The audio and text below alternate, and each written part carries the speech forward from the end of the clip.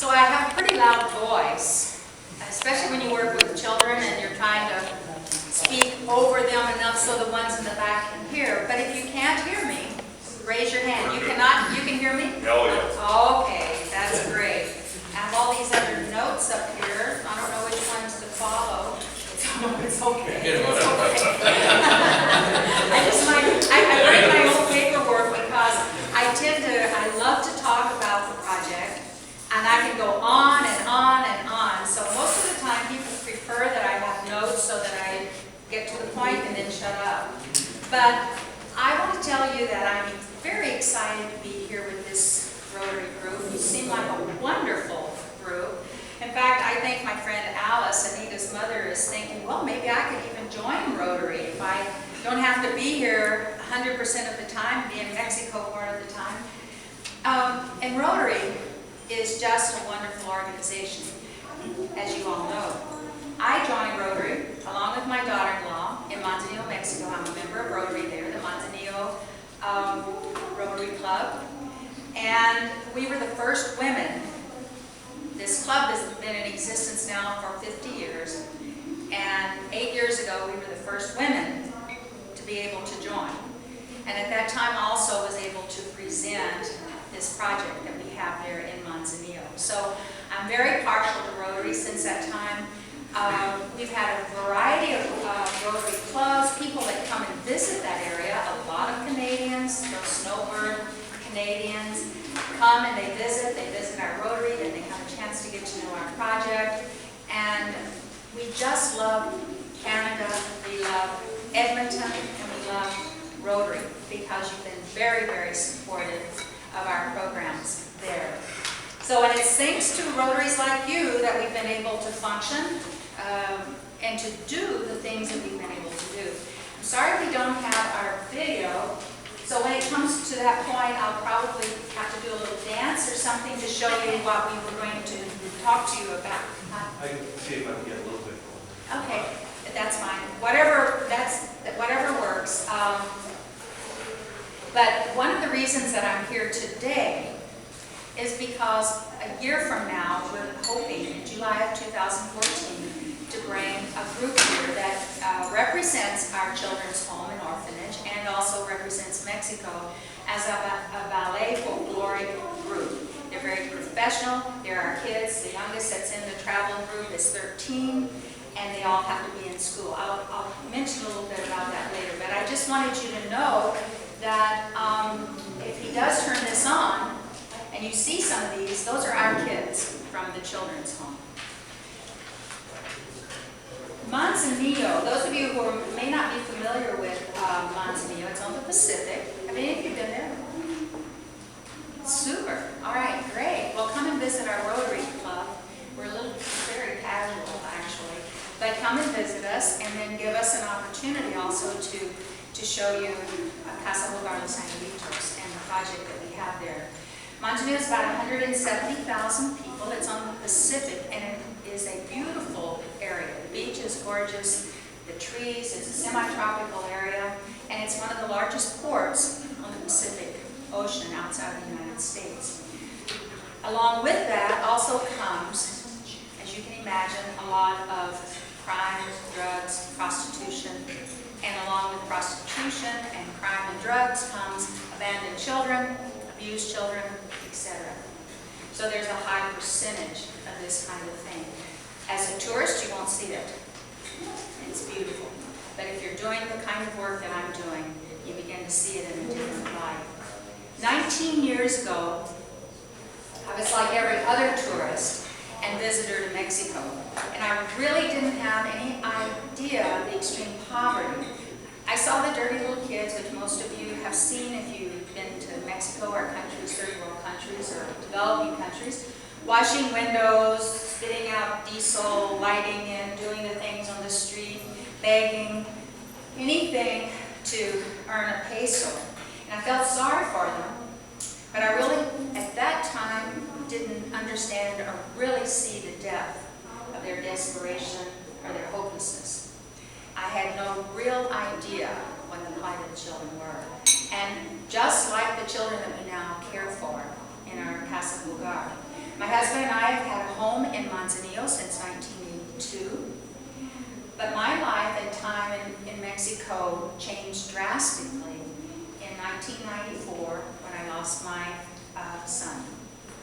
That loss began a journey of grief and experiences for me that has brought me to this very special place in my life now. During that period of extreme grief, and if any of you have lost a child or know someone that has lost a child, it undoubtedly is the worst thing I think that you can experience. But during that time of extreme grief, my heart was broken, but a vision began, and it began with a voice that said, "Feed my children."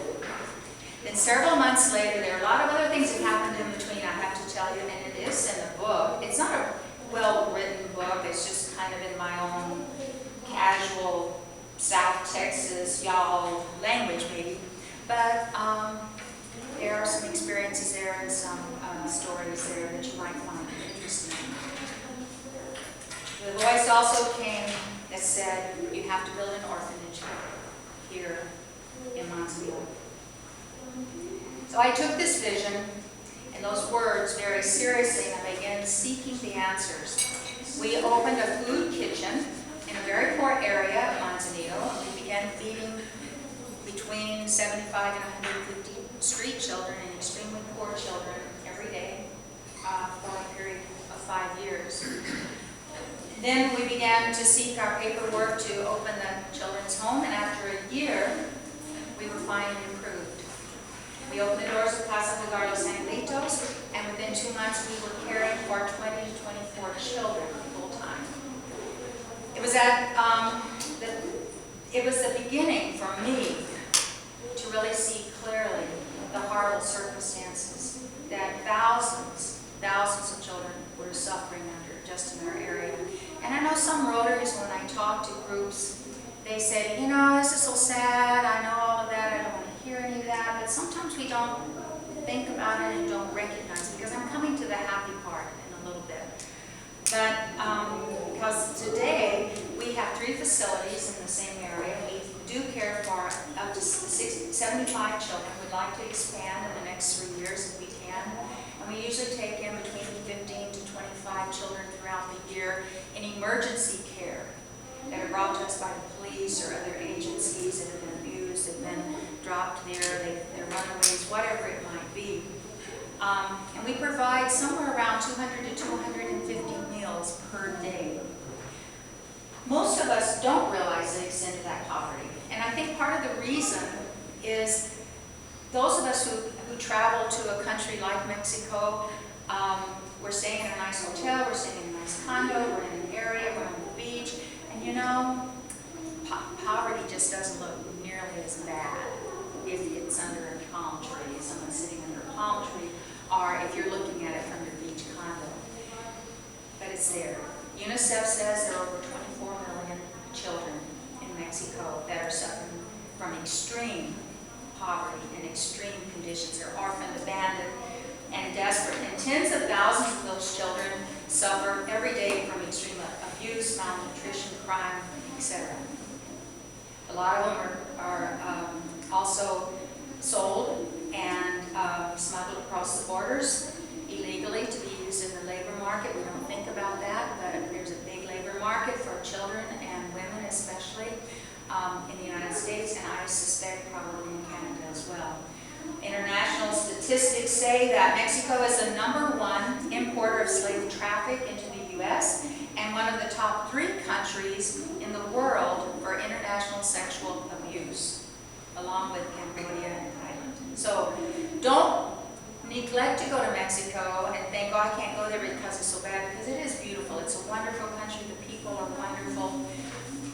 But this does happen on the dark side. And while we can't change the lives of every child in need in the world, in Mexico, in Canada even, or the U.S., Casa, Hogar, Angelitos is making a difference in the lives of the children that we have cared for and that we continue to care for.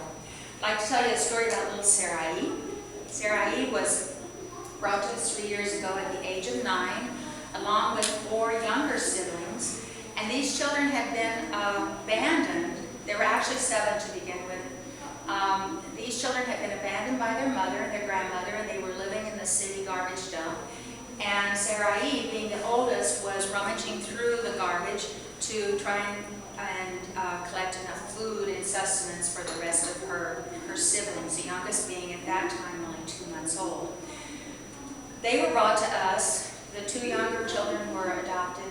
The other 5 are now in Casa, Hogar, Angelitos. And they are in school. They are happy. They are participating in our educational programs. I'm hoping that Sarai will be one of the children. She's 13 now. Will be one of the children that will be able to come to Canada if she get her passport, and because she participates in our expressive arts program, which you will see next July. Now they have the opportunity for a positive and successful life. One of our missions and one of the opportunities that our children have, being where they are, we have a program called Ministerios de Amor. And through that program, we take actually relief out into the community, into the poor, and medicines, food, dispensa. I don't know what that word is in English. Anyway, we call it dispensa. Some basic foods that we take out to some of the different migrant workers who live in horrible conditions in some of the poor neighborhoods. And we always take various of our children with us so that they can participate in giving back and learn to do that. Sherry was talking, they introduced Sherry as a new member of Rotary, and I'm so proud to have people coming into Rotary that care about the children and do special things and work with children that have special problems or needs or trauma. Because it's one of the most difficult things that we work with as well. Every child that's suffered abandonment, abuse, all kinds of abuse, extreme neglect, and extreme poverty suffer tremendous emotional and mental trauma. And when this happens, the passages to the brain gets clogged up. And the little neurons, which I don't know anything about, but I just recently, on that video that you're not going to see, found out how that works. When that gets clogged up, they lose their learning, a lot of their learning ability. They become angry, they have a hard time adjusting, they have all kinds of emotional problems. Because it's just clogged, just don't have the free flow into the brain. And sometimes we see this in the inability of the children to focus. We see aggressive behavior, educational difficulties, physical defects, etc. So what we've done in our place, Casa, Hogar, Angelitos, is that we have intentionally chosen to help children thrive. Most organizations and not that it's bad, but most children's homes, and especially in third world or developing countries, help the children simply to survive. They provide maybe something for them to sleep on, and something for them to eat, maybe a roof over their head, and maybe some religious training, or maybe not, and maybe some basic education, which is wonderful because those children are surviving. But we have the theory that if they survive, if they're not given the tools to thrive and to develop, they will repeat the same cycle that they just did many, many times, and it just repeats itself. So our theory is that to break that cycle of poverty and abuse and to heal that child, that you have to provide the tools. The number one tool being education, real education, that teaches them the hidden language, that helps them to heal the trauma in their brain, etc. So in 2000, we began emphasizing education as part of our daily care for the children. In 2005, we began an expressive arts program that includes music, art, theater, and dance. And if you look up on the screen, you'll see those children doing that. It was a difficult step. I'm really joking. We thought it was the Blue Man Group. Isn't there some kind of a show in Las Vegas, the blues. Yeah. Blue Man Group, You know, yeah. and yeah, that's it. Well, there you go, there they are. I'm going to keep talking. If he gets it on and you see some activity, you're still supposed to pay attention to me, unless there's someone talking up there, and he does a much better job than I do. Dr. Don Phelps, who's a professor of psychology and also a licensed social worker, traveled all over the world, more than 144 different children's homes, or Casa Hogars, which is what we call the type of operation that we have in Mexico. And he did a 2.5-month sabbatical, or I don't know what you call it when you write these reports and study and do all of this stuff, at our Casa Hogar. And gratefully, he affirmed and said all the things that we suspected and could see but couldn't prove of going to the program that we have now, of the expressive arts program, with the music, the dance, the art, even our English, our computer skills, all of the things like that, but especially the folkloric ballet that we instigated in the year 2005. In 2007, our group, we were able to provide for them to travel to Colorado, to the United States, where they presented for the first time on an international level. They have traveled internationally ever since that day. They have become quite professional.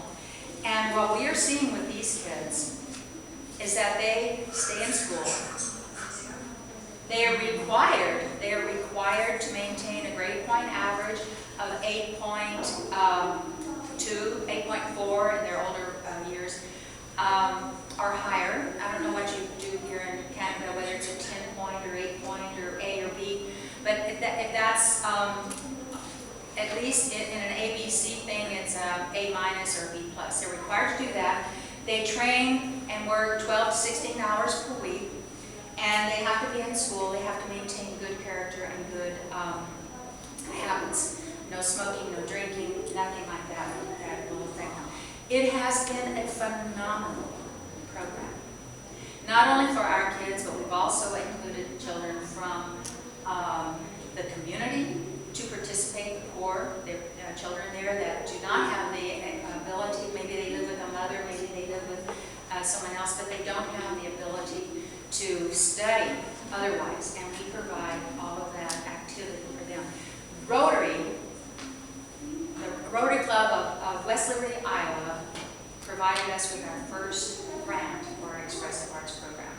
Last year, they presented in District 6000 in southeast Iowa, a presentation, and different Rotaries throughout that entire area sponsored them as part of their Rotary, a Rotary moment to show some of the positive things that Rotary can do and how you can truly change a child's life from extreme poverty, extreme neglect, from trauma, and begin to heal their brain cells, their passages, their emotions, give them the self-confidence, to give them the self-esteem that comes from being able to accomplish something. They perform in front of thousands, and this is a little children's home there in Mansanillo, Mexico.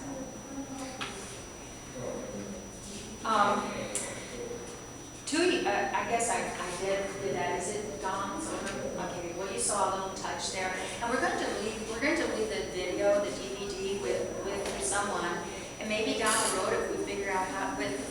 We'll figure out how to make it work, and perhaps one of your meetings when you're a little bored, you don't have anything else to do, you can take a look at that that healing, using the expressive arts to heal. When we discovered what this did, I fought for this, but when we discovered what it was really doing for the children, it opened up a whole new world.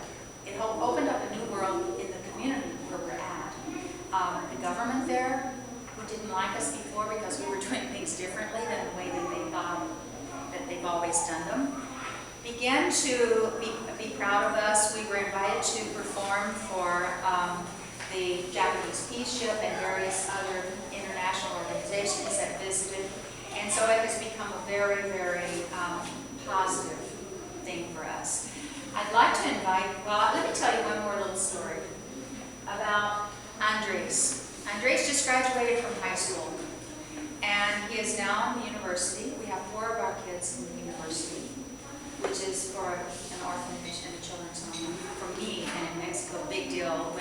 When graduating from 6th grade is, you know, you're done most of the time when you graduate from there. Andres, let me back up just a little bit and say that he and his brother were 8 and 7 when they came to the Casa Hogar. Their parents were in jail, and they had not been in school. So we entered them into the elementary school, the local school there. Back then, we did not have the tutors or the help or even the understanding that we needed to do things a little differently. And so the kids would go to school every day, and after a while, they just didn't want to go to school anymore. So I investigated, and what I discovered was that some of the kids, and even some of the teachers, were referring to our children as those burros, or donkeys, from the Casa Hogar. Now, if you can imagine, that was just, for me, that was just heart-breaking. These beautiful children that, you know, we loved and we were developing, and they were trying, and they were smiling, laughing, and for other people to refer to them as donkeys from the Casa Hogar. But that changed our, gave me the determination to change our program, and we began to emphasize education. So Andres was there at that time, he and his brother. And when he was, his last March, he was showing me his grades, and he said, well, did you see these? And I said, oh, Andres, I'm so proud of you. It was all 9s and 10s, and he had really worked hard to do that. And he kind of grinned, and he said, you know, all those people that called us burros, they're going to have to eat their, you know, I have to say it this way, they are going to have their mouths full. And I said, what do you mean? What are you talking about? And he said, they're going to have to eat their words. Because here he was, that donkey from the Casa Hogar, accepted and going into the University of Colima studying, and he and his brother and 2 others from there. Those donkeys were now at university level and going to become wonderful, successful people. So I have to tell you that moments like that make it all worthwhile for me. And then when I see them get on the stage, one of those little short things that you saw up there was probably Andres and his brother. And they walk out and they have the presence and they have the dignity. It makes it all worthwhile for me. So I want to thank you again. I kind of went through this and cut it and did these things, so if I seemed a little disjointed, that's why. Thank you again for being here, for giving me this opportunity. I hope that you will participate with us next year. It is something that's wonderful for the community as well.